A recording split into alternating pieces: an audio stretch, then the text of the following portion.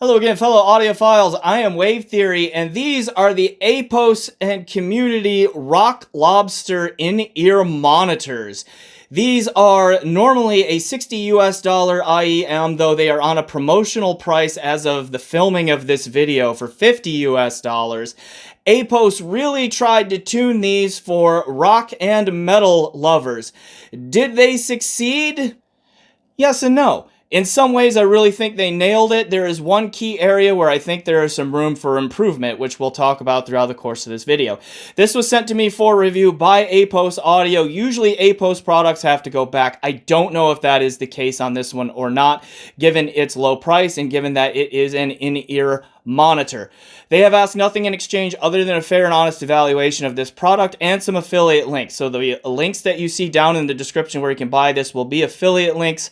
If you like what I have to say about this product and you want to buy it, please consider using one of those affiliate links. I will get a small kickback, and that just helps me keep the channel rolling. So, interesting product here. I am a rock and metal fan. I love rock. I love metal. So I was really interested to see if they nailed it on that tuning on this. So find out my thoughts on that right after shameless self-promotion. Hi, it's me again, 14 months later and a whole foot taller. Now, since Wave Theory liked the first 10,000 subscriber play button I made him, maybe he wants a 25,000 subscriber play button. This can only happen if you subscribe though. Now, since over 60% of the watch time comes from unsubscribed viewers, I'm going to need you to subscribe. You can also sign up for his Patreon or send him money in PayPal. Links in the description. Now, on to the video. Overhead view again so that we can get a good look at the IEMs themselves here. So the Rock Lobster, and just really quickly about that, like Apos clearly had the music genre of rock and its subgenres, okay, like metal, for example, in mind when they built this IEM. And as you read on their website, they regularly talk up that, like, you know, rock and its subgenres was the music type that they were going for with the tuning and all of that here. So did they hit that? Yes, and also no, okay? And ultimately, I am going to recommend the Rock Lobster here as a $60 IEM. If it were much more money, I would be a little bit more hesitant. Okay, but what it does for its price is pretty impressive in certain situations. So we've got some unpacking to do here. Let's dive in. All right, real quick, since Apos asked nicely, I'm going to throw in addition to what I just told you about how they targeted rock music with the tuning here, they also wanted me to tell you that they also made this to sound really good on the Gremlin amplifier, their little entry-level tube amp, which I really did not get a chance to test that to hear if that is true, but that's something that they wanted me to mention in there. Maybe I'll be able to come back to that in the near future. We'll see. The other thing they've done is they've created a playlist that is available on Qobuz Tidal and Spotify, or is it Qobuz Apple Music and Spotify? Anyway, it's some of those platforms there, and I will try to put links to that playlist for those three platforms down in the description below. Those are tracks that they think show off the capabilities here of the Rock Lobster. Okay, so the Rock Lobster. Okay, great name. Gives me opportunity to drop some dad jokes that will probably bomb like the payload of a B-52. All right. So it is a Rock Lobster here, and it is also red. So it is a Rock Lobster and a red lobster. Okay, hopefully their success with this is better than the business that has the name Red Lobster. But So I don't have to listen to his dad jokes as much. here you see it there. It comes with a variety of these silicone tips right here. I use kind of the wide bore type right there, but I'll go ahead and pull that off real quick so you can see the IEM itself, right? Kind of this red colored, mostly see-through shell. You've got this kind of like shell pattern or whatever this is. Like, this is more of like a rubber or a plastic feeling kind of material here on the back on the faceplate there, but it's got this pattern to it that gives it a little bit of visual flair. And then again, it's like kind of a semi-translucent in there. You can look in there, you see the 10 millimeter liquid crystal polymer dynamic driver in there. It is a single dynamic driver IEM, and then you see the 2-pin cable entry there. Somewhat shallow entry right there, not a particularly large nozzle there on it.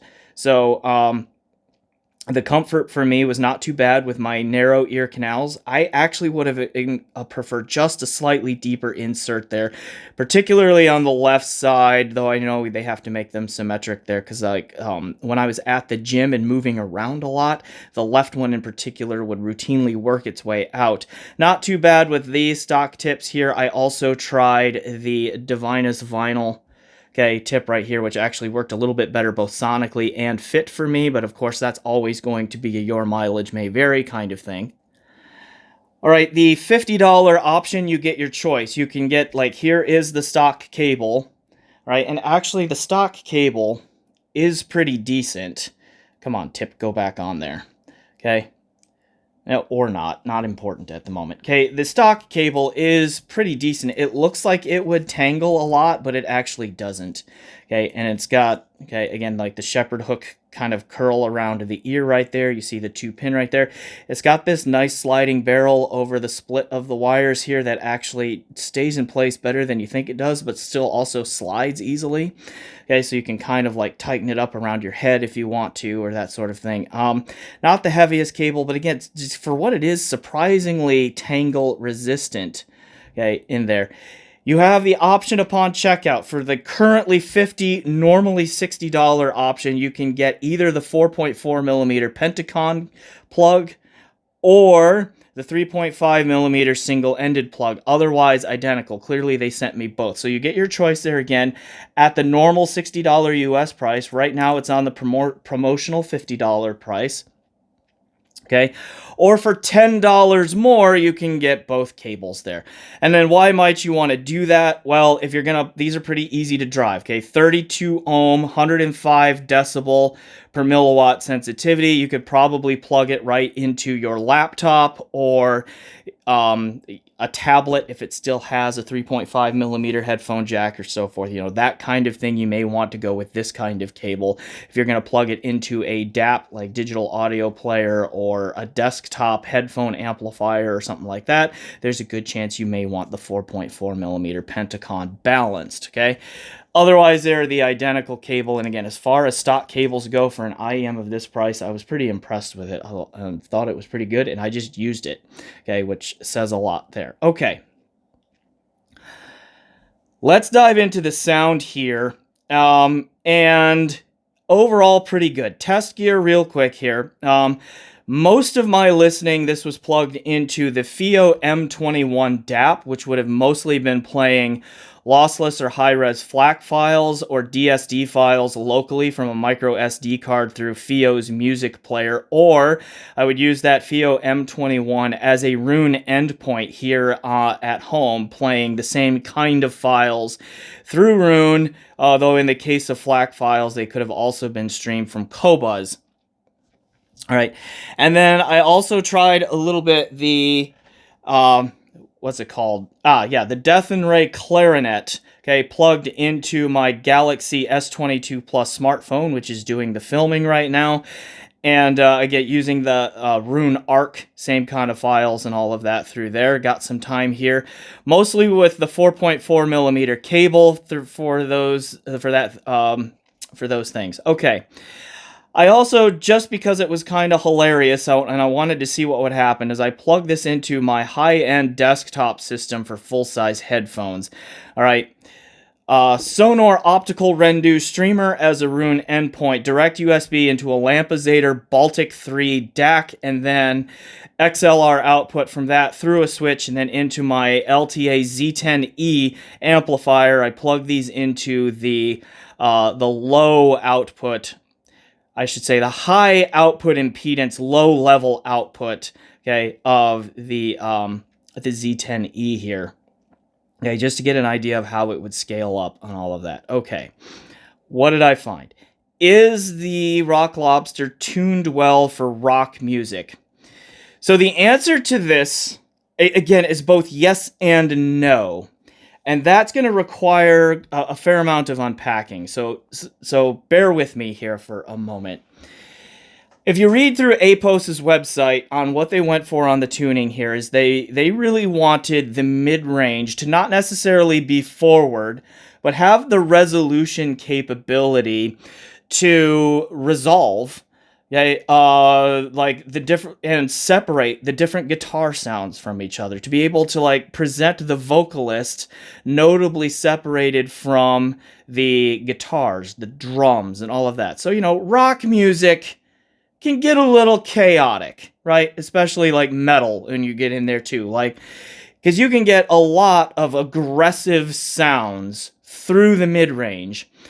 And, a lot of rock tuned headphones, IEMs, etc., usually just pump up the bass and the treble a little bit and just kind of create that V-shaped fun kind of signature in there. And these do have plenty of bass on them, right? The bass is well extended. It digs deep. It's got good presence to it. It's got good punch, good dynamics, good slam. Okay, all of those kinds of things. The treble is also extended and all of that. But what they were really wanting to do with this one to make it stand out was give a little bit more resolution in the mid-range so that there was good, clean presentation and separation of vocals from each other and vocals from the guitars and guitars from the drums and, et cetera, on that. And I think by and large they hit that. For the price, these can sound really incredible, right? Like, I was quite surprised with some of my better rock recordings, okay? Like, Tool, Opeth.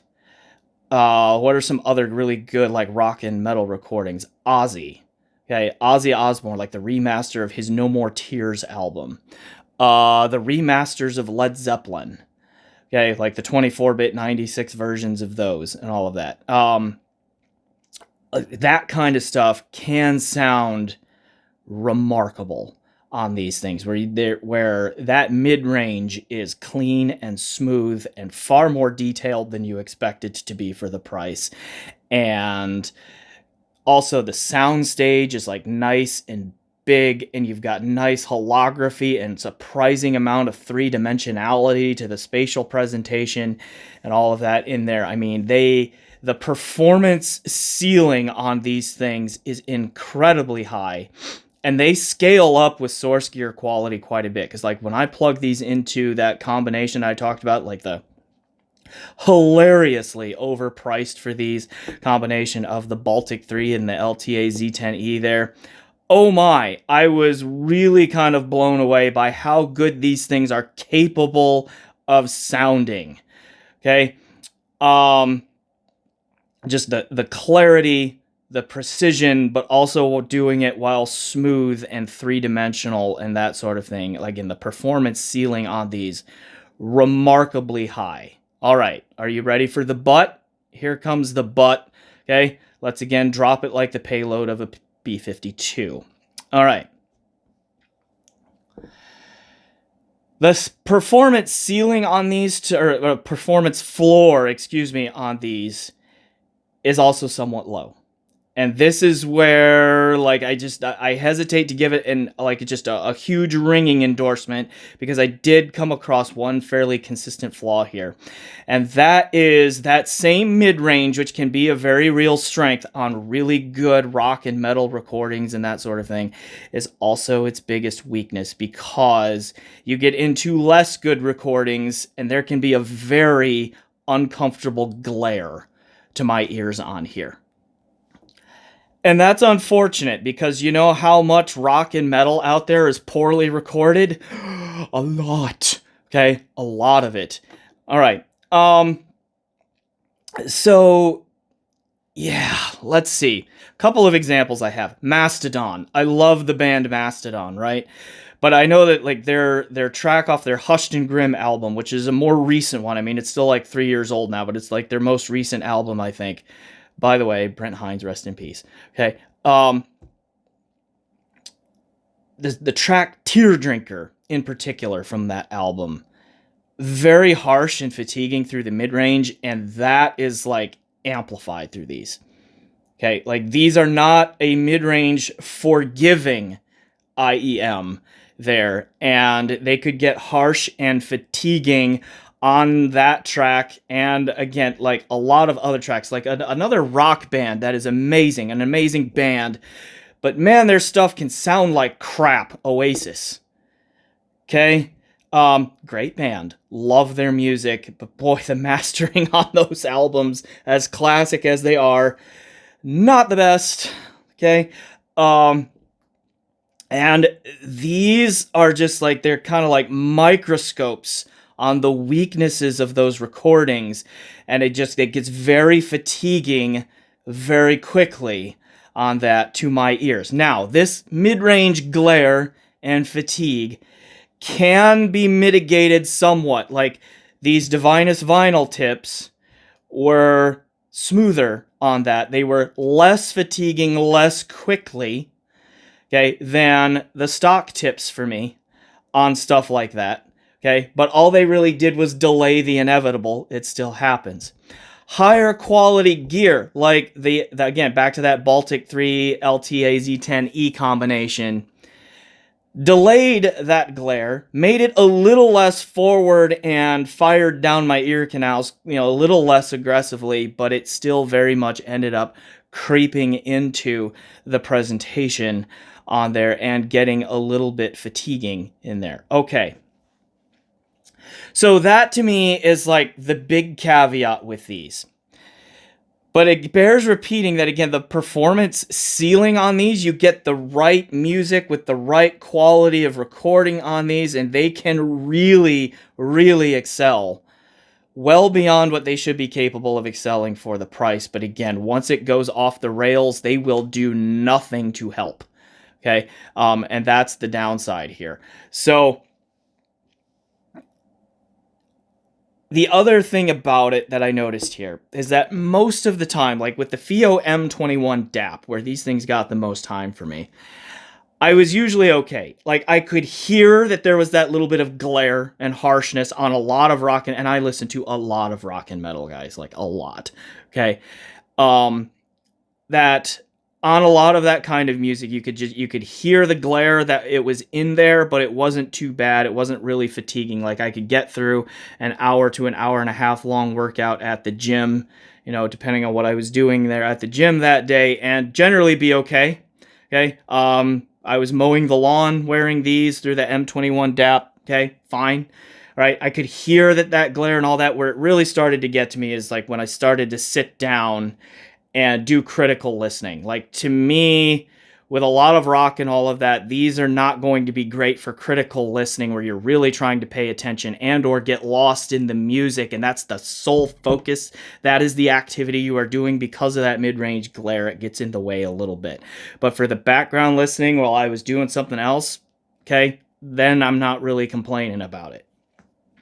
So for me, the bottom line on these, I did a review of the Truth Ear Pure recently. The tuning on these is like similar. Okay. But these can sound better, right? They definitely can be more well separated and resolving, especially through the mid range, than those Truth Ear Pures. But they also you put Tear Drinker on there as an example, like just a poorly recorded, an unfortunately poorly recorded track. And then these, they're a lot harder to listen to than those Truth Ear Pures, for example. Okay. So, so what are you going for here? I guess it's basically time to wrap these up. For $50/$60 US, again, these can be really amazing. And just given that price, if you like rock and metal, they're probably worth picking up, right? Because, no piece of audio gear is ever perfect. And these definitely have their flaws. But again, for the price, the performance ceiling is so high, you kind of have to hear it to believe it on that. But again, the trade-off is that performance ceiling or performance floor is very, very low. All right, and that's the concern here on that. So I will go ahead and leave it there. So yes, a partial recommendation on the Rock Lobster, because for the price they can be amazing and a wonderful listening experience for well-recorded rock and metal as promised, but they can also be a very fatiguing listen, for me anyway. Maybe this won't bother your ears in that way. Okay, that's entirely possible that it is just my cross to bear, but I've got to report it out there that it also has some downsides. Poorly recorded rock and metal, which again is a large percentage of rock and metal, can just be overly fatiguing. Okay, starting to get repetitive, but we'll leave it there. Thanks for watching, everyone. Thanks for Apos for sending these. I don't know if you need them back or not. But yeah, thanks to all of you for watching. Please remember to like, subscribe, comment, check out my PayPal, my Patreon, become a channel member. Do all of those things you do to support YouTube channels. And as always, enjoy the music.